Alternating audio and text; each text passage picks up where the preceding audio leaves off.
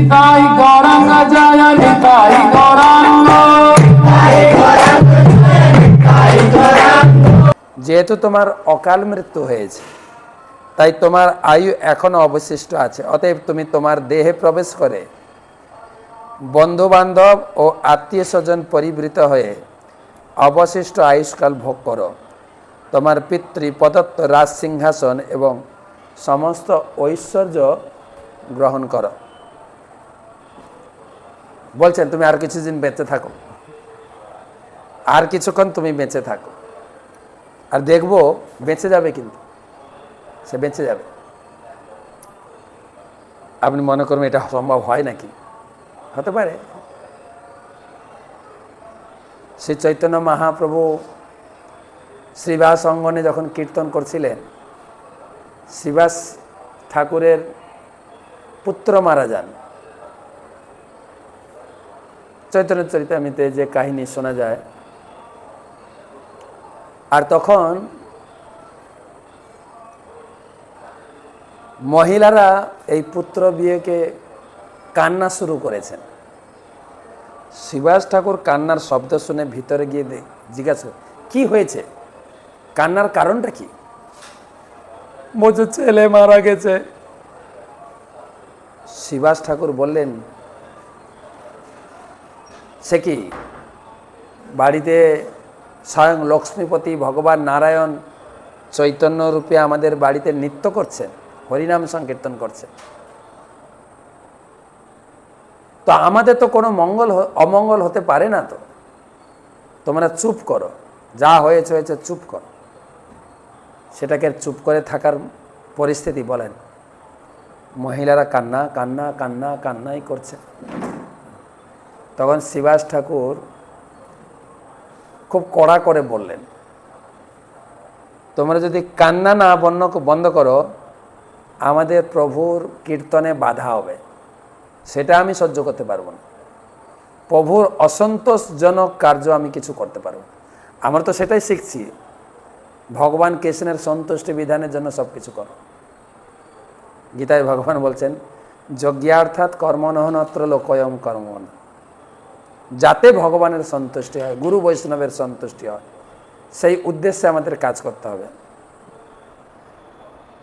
তাই শ্রীবাস ঠাকুর বললেন, তোমরা প্লিজ কান্না বন্ধ করো। যদি তোমরা কান্না বন্ধ না করো, পুত্র তো গেছে, এবারে আমি গঙ্গায় ঝাঁপ দিয়ে আত্মহত্যা করব। লক্ষ্মীপতি নারায়ণ যেখানে আমার গৃহে কীর্তনে মগ্ন হয়েছেন, আনন্দ আস্বাদন করছেন, তার কীর্তনে বিঘ্ন হোক, সেটা কখনো সহনীয় নয়। সবাই কান্না থামিয়ে দিয়েছেন। কান্না থামালে ভিতরে যে পুত্র বিয়োগের ব্যথা করে করে খাচ্ছে। মহাপ্রভু তো অন্তর্যামী। মহাপ্রভু বলেন, শ্রীবাস, আজকে যে কি হলো কীর্তনে, আমি তেমন আনন্দ পাচ্ছি না। তোমার ঘরে কি কিছু অঘটন ঘটেছে? শ্রীবাস বলে, না প্রভু,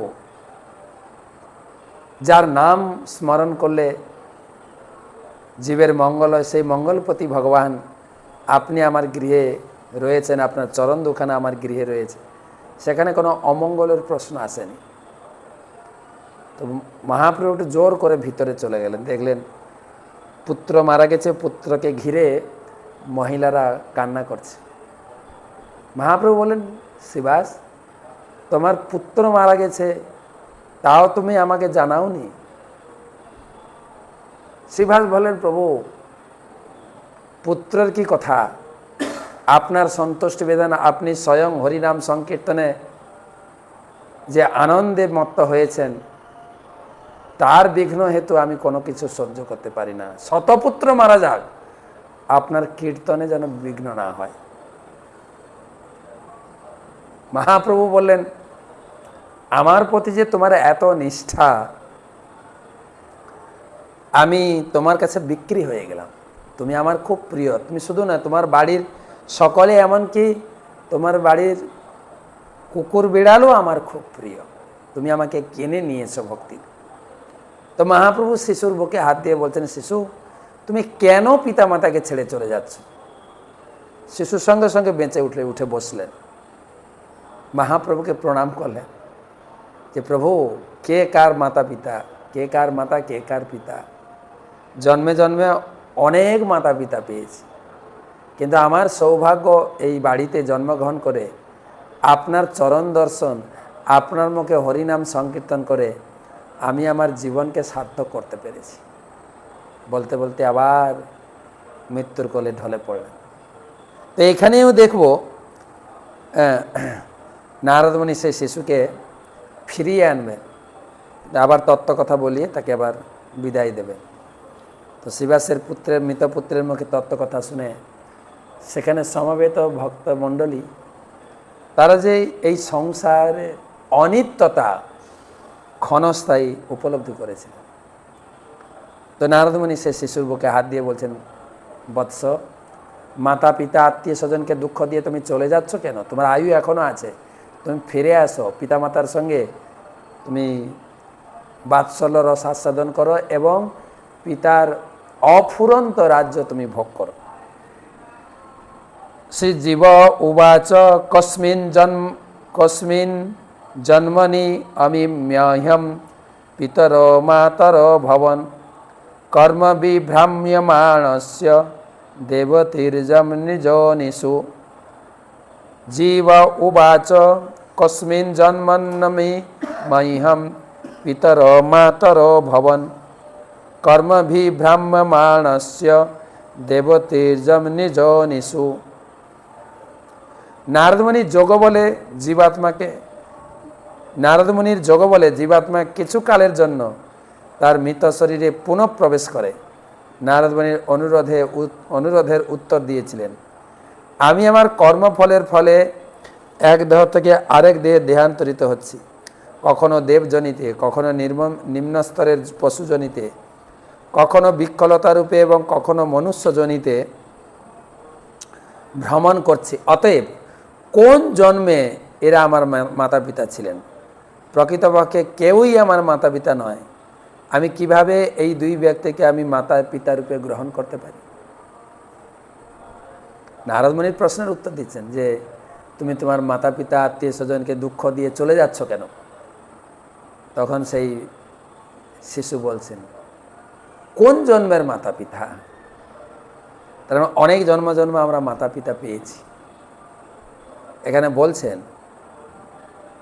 দৈবক্রমে, কর্মের ফলে এক দেহ থেকে আরেক দেহ থেকে কখনো পশু, কখনো দেবতা, কখনো মনুষ্য, মন্ত্রী, কখনো প্রজা, কখনো রাজা ঘুরছি। কোন জন্মের পিতামাতা এনারা?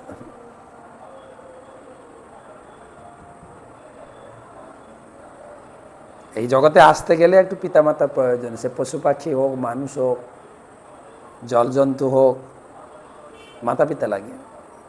তাই আসার জন্য মাতা পিতা পেয়েছি। ইনারা কোন জন্মের মাতা পিতা? বন্ধু জ্ঞাতরি মধ্যস্থ মিত্র উদাসীন বিদ্বিষ সর্ব এব হি সর্বেশম ভবন্তি ক্রমশো মিথঃ।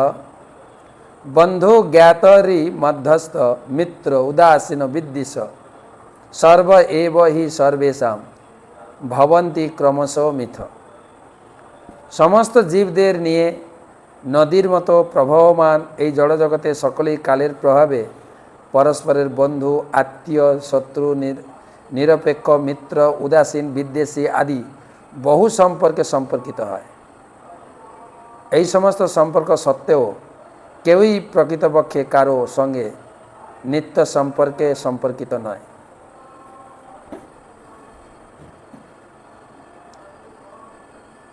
শিশু, মৃত শিশু প্রাণ ফিরে পেয়ে উত্তর দিচ্ছে, নদীর প্রবাহে যেন কাষ্ঠে লাগে তীরে। নদীতে দেখবেন খড়কুটা ভেসে যাচ্ছে, কোথাও যদি একটু তীরে কোনো আশ্রয় পেয়ে আটকে যায়, সেটাই বলছেন। নদীর প্রবাহের মতো এই জগতে পরস্পরের বন্ধু, আত্মীয়, শত্রু, নিরপেক্ষ, মিত্র, উদাসীন, বিদ্বেষী বহু সম্পর্কে সম্পর্কিত, কিন্তু এগুলো নিত্য সম্পর্ক নয়। আবার যখন জলের একটু জোরে তাড়ন আসবে, সব ভেসে যাবে, আর হচ্ছেও তাই। আমি এই জলের প্রবাহমান আপনারা জানবেন 2012 সালে যখন চার ধাম উত্তরাখণ্ড, কেদারনাথ, বদ্রীনাথ, গঙ্গোত্রী, যমুনোত্রী যখন ধস নেমেছিল, হড়পাবান বন্যা হয়েছিল, কত বড় বড় পাহাড় পর্বতে ধস খেয়ে নদীর স্রোতে জলের তাড়নায় ভেসে গেছে। দেখছিলাম একটা ছোট ভিডিও ক্লিপ, যে তারা চার ধাম দর্শনে গিয়েছিলেন একটা ফ্যামিলি, বেশ কয়েকজন, একটা ফ্যামিলিতে প্রায় 7 জন না 8 জন ছিলেন। তার ছোট্ট একটা নদী, একদম গোড়ালি জল বলতে গেলে, হাঁটু জলও না, গোড়ালি জল। তারা নদীর ওপারে ছিলেন, ঝিরঝির করে বৃষ্টি হচ্ছে, পাহাড় থেকে নামছিলেন, নদীটা পেরিয়ে এপারে আসবেন। হঠাৎ জল একটু বাড়তে শুরু করলো, বাড়তে বাড়তে নদী পেরোচ্ছিলেন, হাফ লোক পেরিয়ে গেছে, 4টে লোক ধীরে ধীরে পেরোচ্ছিল। জল বাড়তে থাকলো, বাড়তে থাকলো, বাড়তে থাকলো। আর নদীর এপার থেকে, নদীর পাড় থেকে আজা আজা আজা এরকম ডাক মারছে, আজা। চোখের সামনে জলের তড়ে ভেসে গেল 4 জন। দেখেন নদীর প্রবাহে যেন কাজটা লাগে তীরে। আর তাছাড়া তো এই যে এখন বর্ষাকাল চলছে, বন্যাতে দেখবেন কিরকম ভেসে যাচ্ছিল। তো এইটা তো নদীর স্রোত দেখছে, ঠিক এরকম জন্ম মৃত্যুর চক্র।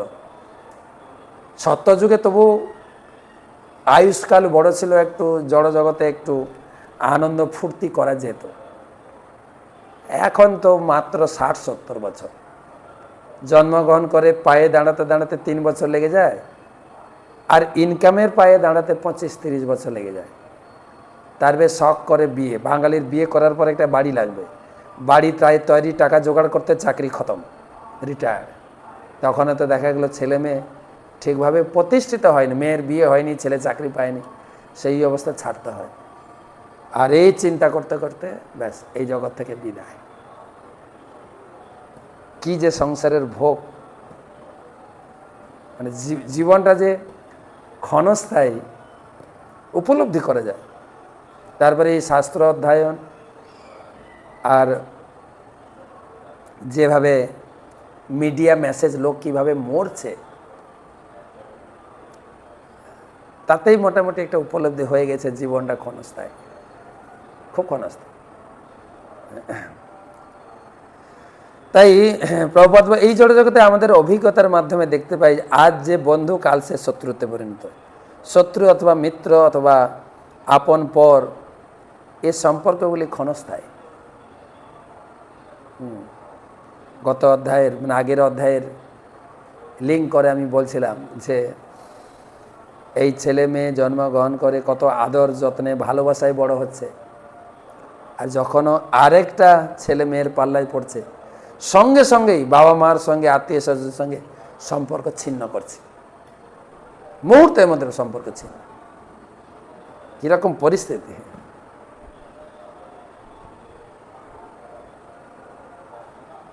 এমনকি চাইছে না যে যদি বাবা মার সঙ্গে সম্পর্ক রাখি তাহলে এই ছেলেটার সঙ্গে, এই মেয়েটার সঙ্গে বিয়ে হতে দেবে না। তো সেই জন্য এই শিশু বলছেন, আমাদের এই শত্রু মিত্র, পিতা পুত্র, এই সম্পর্কগুলো খুবই ক্ষণস্থায়ী। কমল দল জল জীবন টলমল, ইচ্ছে কি আছে পরতি তীরে। কবিগণ গান গেয়ে গেছেন, জীবনটা পদ্মে পাতার জলের মতো। দেখবেন পদ্ম পাতায় যখন জল থাকে, বৃষ্টির জল পড়ে, পাতা হাওয়াতে নড়লে জলও নড়তে থাকে, জলের স্থিরতা নেই। কমল দল জল জীবন টলমল। আজকে রাস্তাঘাটে জীবন খুবই বিপন্ন। ঘর থেকে বেরোলে যে কেউ ঘরে ফিরে আসবে সেইটুকুও ভরসা নেই। প্রায় দেখা যায় নেট দুনিয়াতে, এই ছেলেটা নিখোঁজ হয়ে গেছে, এই মেয়েটা নিখোঁজ হয়ে গেছে, শোনা যায়। তো মূল কথা হচ্ছে, চিত্রকেতু রাজার কাহিনী তো একটা রূপক। আমাদের জীবনটা এরকম, আমাদেরই জীবন আমাদেরকে আমাদের কি বলা যায়, অভিজ্ঞতাতে আঙ্গুল দিয়ে ইন্ডিকেট করা আছে যে আমাদের জীবনটা কত ক্ষণস্থায়ী, আমি কার মা, কার বাবা, বা আমি কার সন্তান। আমরা ভগবানের সঙ্গে সম্পর্ক ছিন্ন করে এই জগতে একটা অনিত্য সম্পর্ক গঠন করে বসে আছে।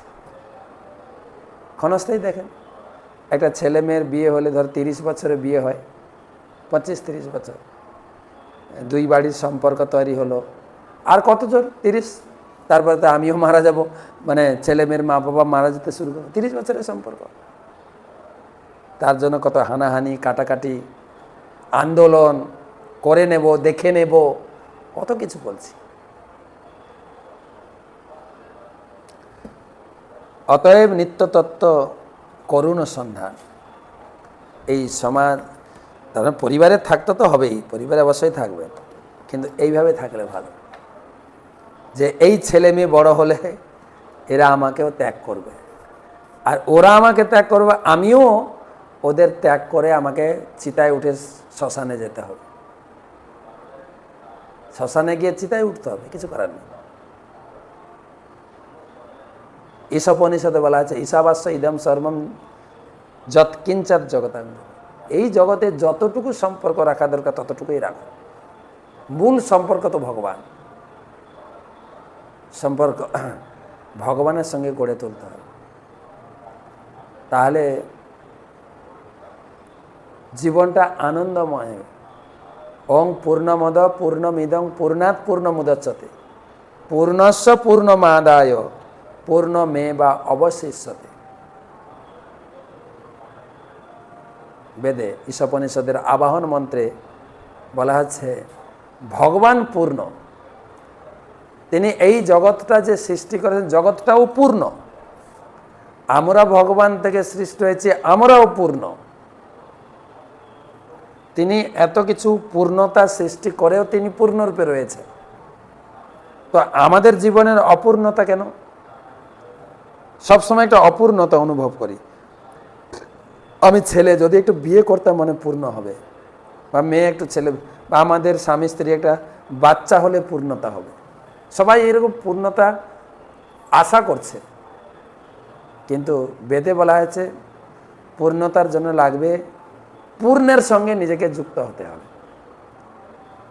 যদি আমরা পূর্ণ ব্রহ্ম ভগবান শ্রীকৃষ্ণের সঙ্গে জ্ঞানের মাধ্যমে, ভক্তির মাধ্যমে, সেবার মাধ্যমে নিজেকে লিঙ্ক করি, তবে পূর্ণতা প্রাপ্ত, নাহলে অপূর্ণ থেকেই যাবে। যেরকম চিত্রকেতু মহারাজ, তা এত রাজ্য বৈভব, 1 কোটি স্ত্রী পুত্রও প্রাপ্ত হলেন, জীবনের পূর্ণতা প্রাপ্ত হলেন না।